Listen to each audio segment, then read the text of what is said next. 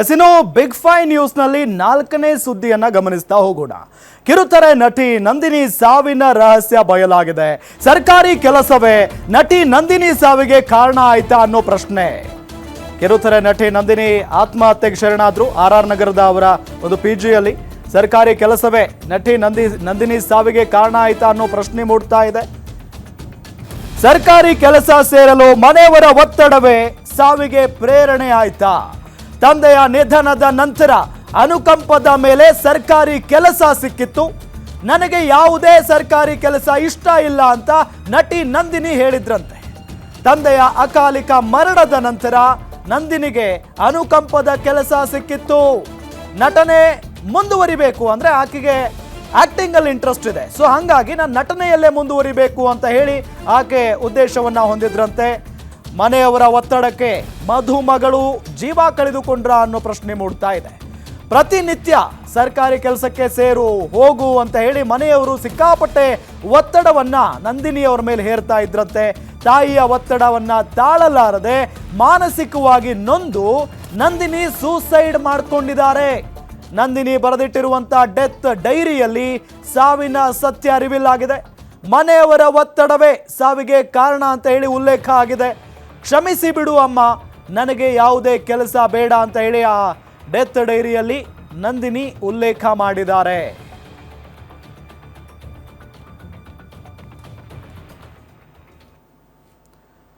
ಇದೇ ವಿಚಾರಕ್ಕೆ ಸಂಬಂಧಪಟ್ಟಂತೆ ಡೀಟೇಲ್ಸ್ ಕೊಡ್ತಾರೆ ನಮ್ಮ senior crime reporter Ajay Kumar ನೇರ ಸಂಪರ್ಕದಲ್ಲಿ ಜಾಯಿನ್ ಆಗಿದ್ದಾರೆ. ಅಜಯ್, ನಂದಿನಿ ಅವರು ಸೂಸೈಡ್ ಮಾಡಿಕೊಂಡ ನಂತರ ಸಾಕಷ್ಟು ಪ್ರಶ್ನೆಗಳು ಅನುಮಾನಗಳು ಹುಟ್ಟಿಕೊಂಡಿದ್ವು.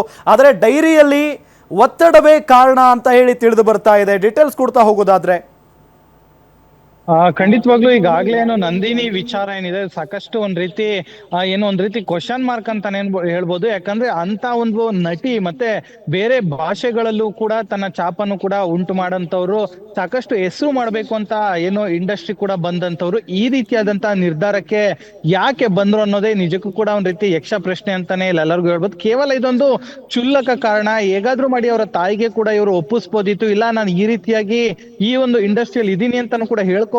ಆದ್ರೆ ಇವ್ರು ಎಲ್ಲೋ ಒಂದ್ ಕಡೆ ದುಡುಕಿ ನಿರ್ಧಾರ ಮಾಡಿದ್ರ ಅನ್ನೋ ಒಂದು ವಿಚಾರಗಳು ಕೂಡ ಈಗಾಗ್ಲೇ ಪ್ರಸ್ತಾಪ ಆಗ್ತಾ ಇರುವಂತದ್ದು. ಯಾಕಂದ್ರೆ ಈಗಾಗ್ಲೇ ಡೈರಿನಲ್ಲೂ ಕೂಡ ಸಿಕ್ಕಿರುವಂತ ವಿಚಾರ ಅಂದ್ರೆ ಕೇವಲ ಇಲ್ಲಿ ಅವರ ತಂದೆಗೆ ಇದ್ದಂತ ಏನು ಕೆಲಸ ಏನಿತ್ತು ಸರ್ಕಾರಿ ಕೆಲಸ, ಟೀಚರ್ ಕೆಲಸ, ಅದನ್ನ ನೀವು ಮಾಡ್ಬೇಕು ಅಂತಾನು ಕೂಡ ಅವ್ರ ತಾಯಿ ಹೇಳ್ತಾ ಇದ್ರು.